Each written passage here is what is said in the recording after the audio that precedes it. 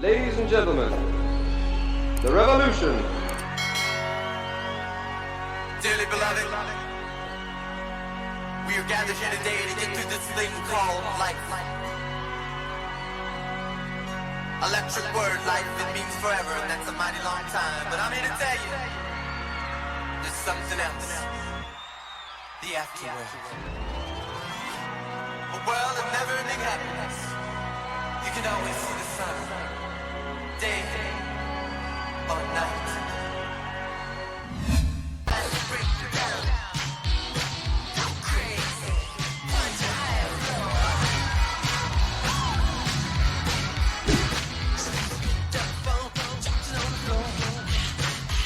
Trivia.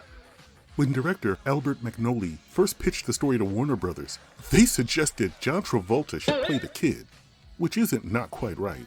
It's just fucked up.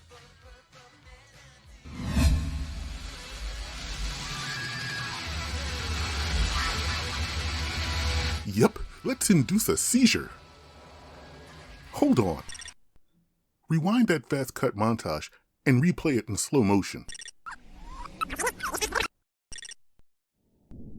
This looks like some kind of Kubrickian dystopian Ludovico aversion therapy.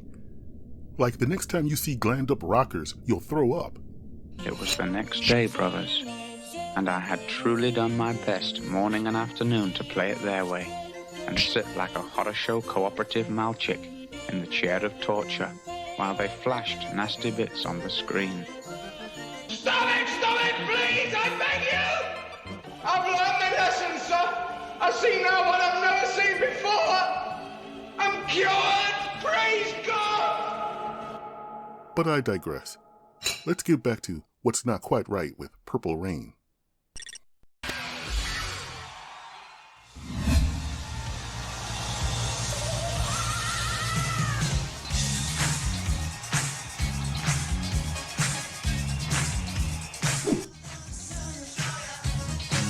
Another not quite right? I always thought the rivalry between the Revolution and the Time was kinda off. The two groups' style and music genres really don't match up. The Revolution is essentially a rock band, and the Time is a pop-funk band. They have pop-locking dancers, for crying out loud. That's like Nirvana versus NSYNC.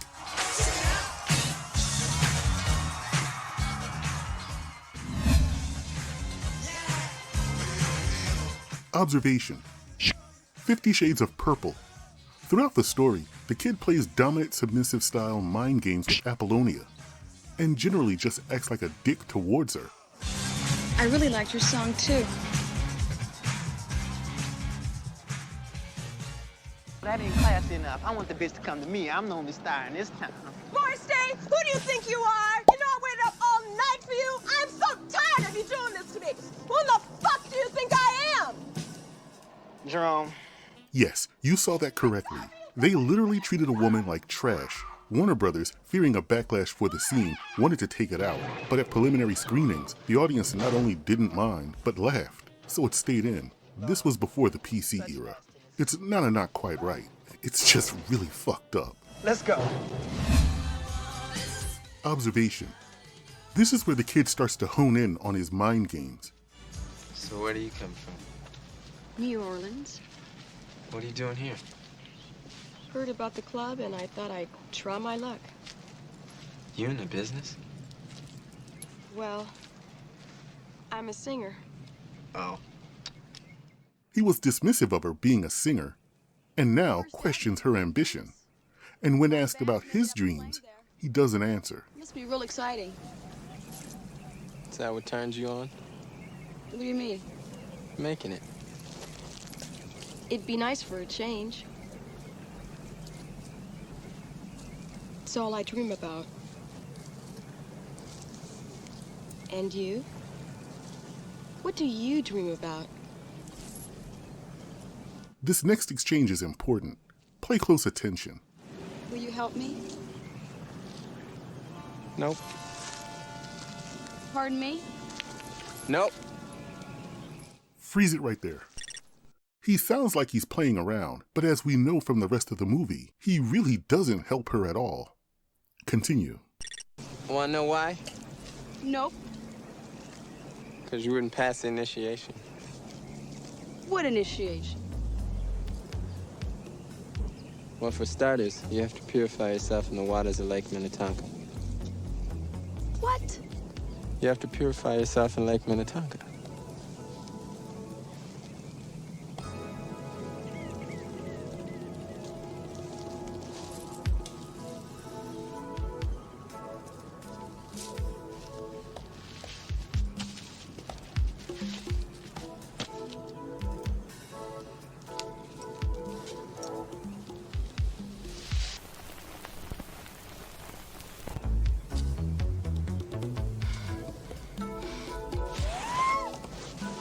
Hey, wait a minute, that's...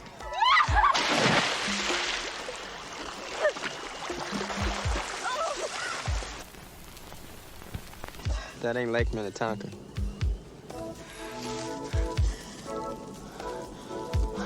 I don't believe it! How can you do that to me? Right. Hey, watch it now. I want you to stay out of set tonight. I want you to work the floor. What for? I want to know when that sweet thing shows up, you see her, come get me, cool? Cool, I'll come get you, let you know the girl's there. Not if I'm with my other babes, that wouldn't be cool. I don't want to break their hearts. So we ought to have like a signal. A password.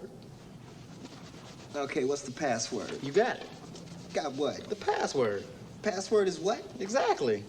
The password is exactly? No, it's... Hold it. Slow down. The babe walks in. You see her. I see her. You come get me. I come get you. And I probably have a couple little sexies on standby. So you glide by me and you say what? Okay. The password is okay? As far as I'm concerned. Damn it, say the password. What? Say the password, onion head. The password is what? That's what I'm asking you. It's the password. The password is it? The password is what? It. You just said so. The password isn't it. The password is... What? Got it. I got it? Right. It or right? What?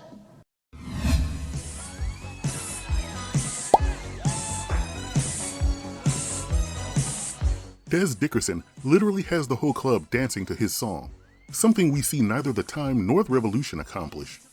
And this is the only time we see or hear from this band in the movie. But here's what's really not quite right. The fuck is he doing?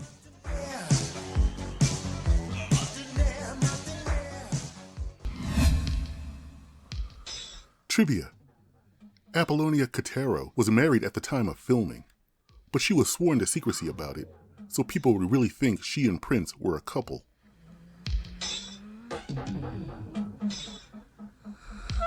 So who's the lucky girl? Sounds like she's having a good time. She's crying. It's backwards. Sort of makes me sad when I hear it. Sounds like she's laughing, doesn't it? So what did you do to her? Observation. The sounds of the woman could have been someone he did something to make her cry, or it could have been his mother after a fight with his father. Creeped out yet? You felt this way with us before, remember? The nominees for Best Actress are... Another not quite right. The puppet speaks before the kid opens his mouth. Why should he do your music? He's been getting along just fine without it. Next thing you know, you'll be wanting to use his motorcycle. You don't need those girls or their stupid music. All you need is me. Man, I don't know. Life's a bitch. You all realize that's insane, right? Observation. Even though the kid has been a dick and played mind games with her on a number of occasions, Apollonia is no one's victim. In fact, she shows a few hallmarks of a willing submissive. I'm gonna join Morris's group. Let's pause here. What? Up to this point, Apollonia has been accommodating, loyal, and giving. But here she makes a pure business decision because it's not like the kid has ever offered to help her singing career. Remember, this is the only reason she's even in this town. But joining Morris's group means she's not completely under the kid's control. And what's his reaction to this? Run it. I'm gonna join Morris's group.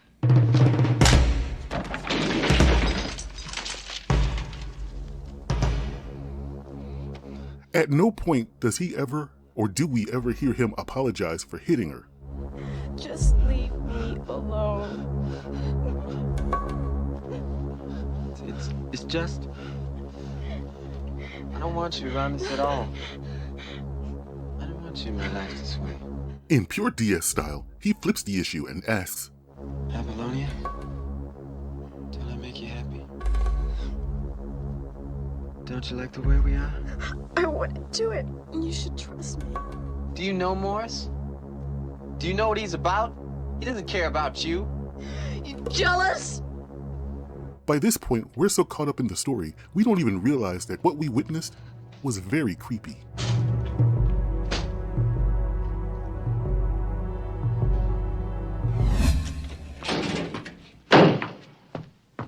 Where are you?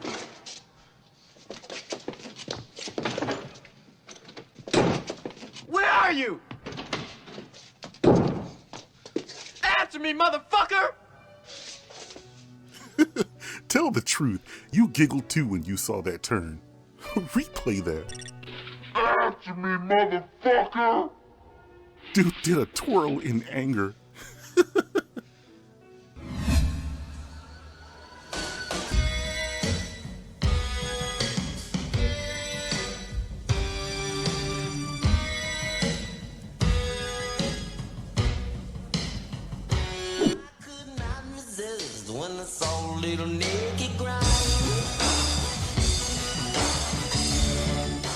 Trivia.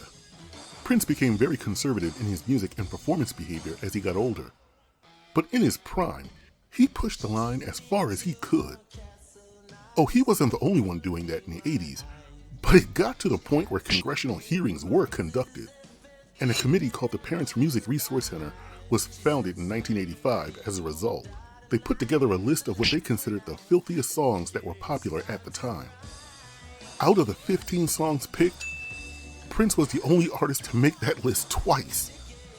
Such a stink was made about objectionable lyrics and imagery that the PMRC suggested the music industry voluntarily develop a labeling system that included putting warning labels and lyrics on album covers, pressuring television stations to not broadcast explicit songs or videos, and creating a panel to set industry standards.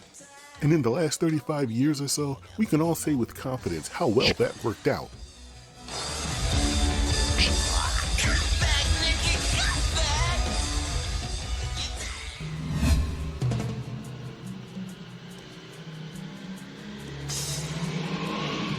Coming out of the shadows like a gay Batman, the kid is literally cock-blocking. And here, Apollonia has to make an incredible choice, but we'll circle back to this a little later. Get on.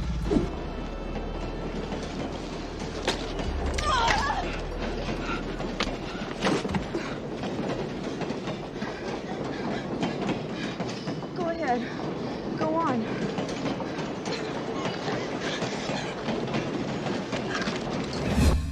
You know, when you're not looking at concert footage or music videos embedded in the movie, the shit gets pretty dark, doesn't it?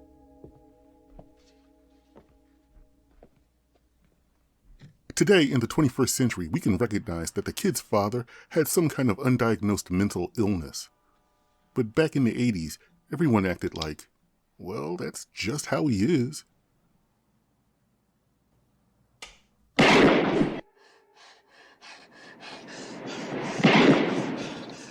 And the kid, along with a type A personality, also suffers from PTSD from living in such an extremely dysfunctional household.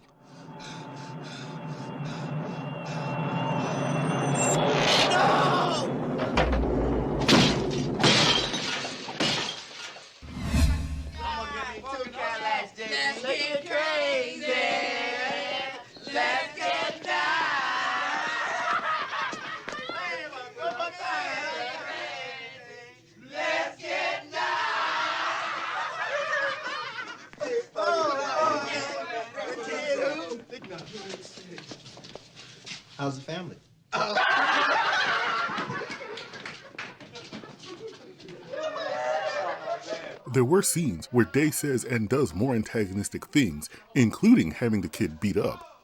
You see that in the trailer. But all those scenes got cut. Yeah, Morris, that was fucked up.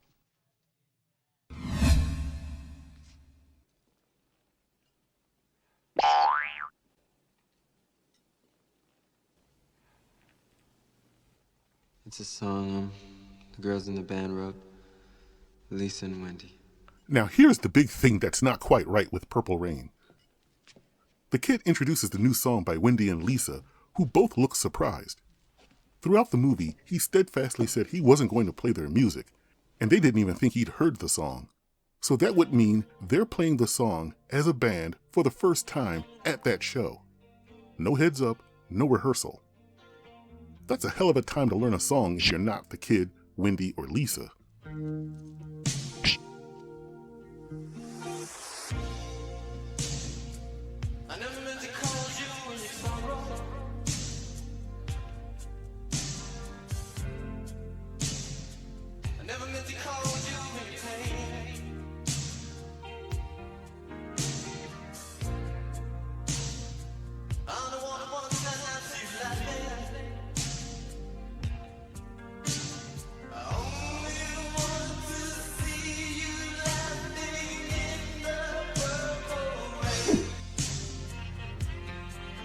Trivia. Prince fans know this song was recorded live at the First Avenue Club for a benefit concert for the Minnesota Dance Theater Company. Initially, Prince hadn't planned on using the live performances for the album, but he found the quality of the recordings to be excellent. Bring in the live show.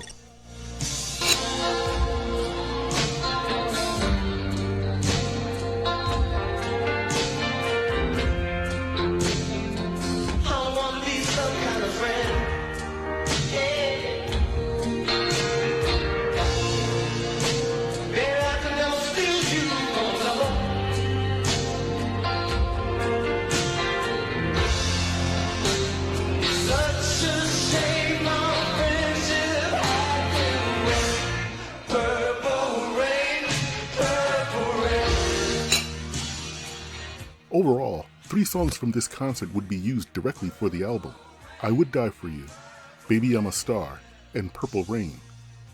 Though the first 2 songs were reworked more extensively in post-production than the title song was. For this song, the intro and guitar solo were shortened, and a 3rd verse was cut, which brought down the track time from its original 14 minutes to 9. The bass and piano parts were beefed up a bit, and violins and vocal harmonies were added in certain parts. But a large part of what you're hearing is what they did live.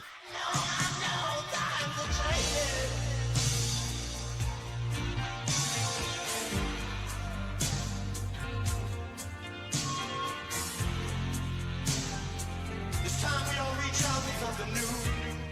That means you too. You say you want. As heartfelt and soulful as it is, Purple Rain was partly inspired by Bob Seger and the band Journey. Prince was impressed that Seger had a number of very popular stadium rock ballads, and he wanted one himself. A big Journey fan, Prince was worried that the last section of Purple Rain was a little too similar to Journey's Faithfully. He contacted Journey keyboardist Jonathan Cain, who wrote Faithfully, to get his opinion. Bring in the end part of the song.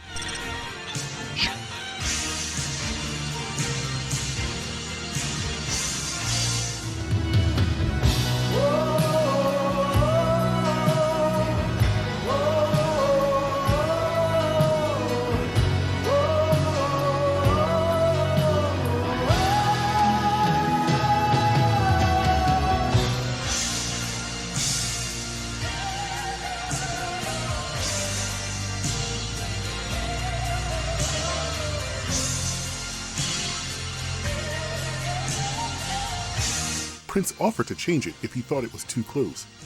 Cain listened to the end and said, "Man, I see what he's worried about, because the chords are similar, and the guitar and the wah-wahs, but I said they sound nothing like each other, really. I think it's a hit song for Prince." As a thank you, Prince gave the band tickets for his Purple Rain tour in San Francisco.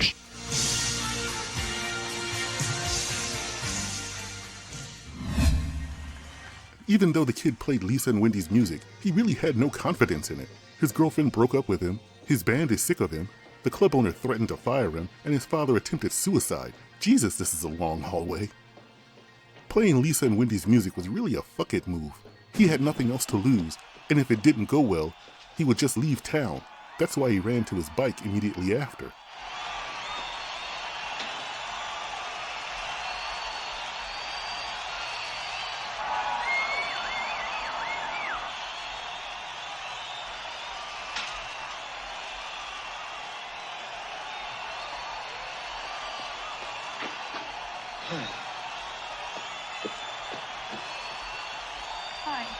And after everything we witnessed in this movie, the mind games, misogyny, and repeated abuse, what exactly are we applauding here?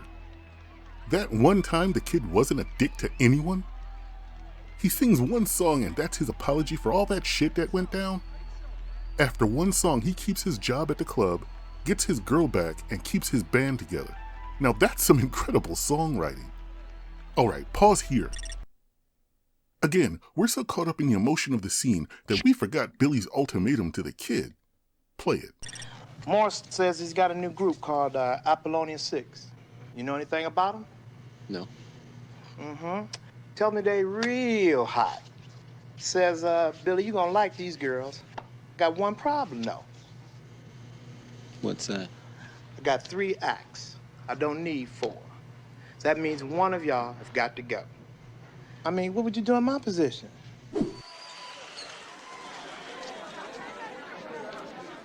Morris is squeezing you, kiddo. You better kick ass tomorrow night else. So the kid winning the night essentially means he beat his girlfriend out of a job. Out of her dream of headlining a popular venue known for breaking new talent. And no one ever gave it another thought.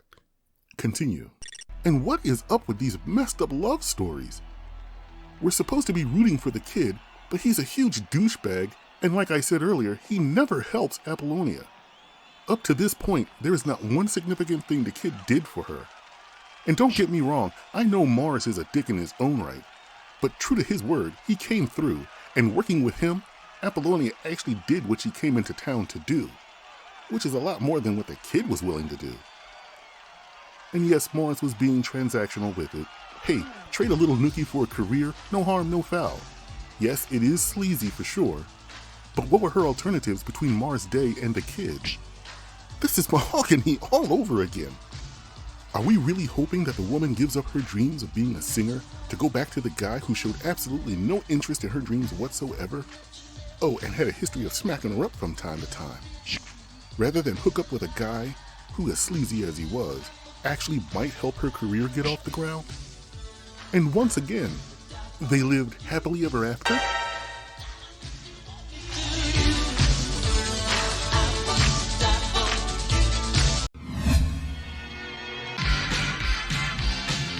Prince in his first motion picture.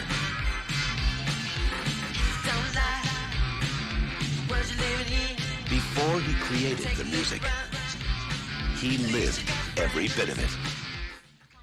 Over the top, loud, and raunchy, Purple Rain is mesmerizing not so much in its story, but in watching a musical genius create a style and brand and brazenly launch it as if we were always supposed to admire him. And it worked like gangbusters. The most amazing part about Purple Rain is, the only professional actors in the movie was Clarence Williams III, who plays the kid's father, Olga Kalatos, who plays his mother, and Apollonia Kotero, who replaced Vanity, who was supposed to be his love interest until she and Prince broke up. For everyone else, Purple Rain was their first time acting. And Morris Day chews the scenery like a veteran comedic actor, perfectly counterbalancing the kid's brooding with his vain antics. Let's have some action. Let's have some asses wiggling. I want some perfection. I don't know if I'd classify the movie as a musical, as the musical performances don't really drive the story so much as punctuate a mood or emotion, but Siskel and Ebert gave it positive reviews. Of course, that whole movie was engineered by Prince and his people personally, and not a year goes by without some rock superstar or another announcing that he's going to produce his own movie. He's going to control everything just like he does on stage or in the recording studio, and then the movie comes out, and it's a disorganized and pretentious mess. Sounds like the Paul McCartney movie this year. Yes, you'd think Paul McCartney, after 20 years, would know at least as much as Prince knows, but not on the basis of of what we saw this year. That's one of the reasons that Purple Rain is such a surprise. Prince did control this project. It is based more or less loosely on his own life story and on a screenplay that he wrote, and it was made out of the Hollywood mainstream, made in Minneapolis by people that Hollywood hadn't really heard of before. And yet, it's a combination of real content and real sensitivity combined with incredibly high-energy rock, and that's why it's on my list. With a budget of $7 million, the film pulled in over $70 million in its initial box office run. But the really impressive thing was that Purple Rain came out in a highly competitive summer blockbuster season. It debuted #1 the weekend of July 27th to the 29th in 1984. Among the films Prince climbed over to get to the top that weekend were Indiana Jones and the Temple of Doom, Ghostbusters, Gremlins, The Karate Kid, The Never-Ending Story, The Last Starfighter, Revenge of the Nerds, and Disney dropped a re-release of The Jungle Book, which landed in 3rd place. Purple Rain only won that debut weekend, but it stayed in the top 10 for 3 months. At one point, Prince had the #1 song, film, and album in the country, simultaneously, and he wasn't even 25 yet. Purple Rain, both the album and the movie, is the masterpiece that launched Prince into the stratosphere, winning multiple awards, including a Grammy and an Academy Award for Original Song Score. In 2019, the film was selected for preservation in the National Film Registry by the Library of Congress, who deemed it culturally, historically, and aesthetically significant. Purple Rain, the album, was a tour de force for the artist. Purple Rain, the film, is a classic movie, and Prince was certainly one of a kind. Prince, Purple Rain.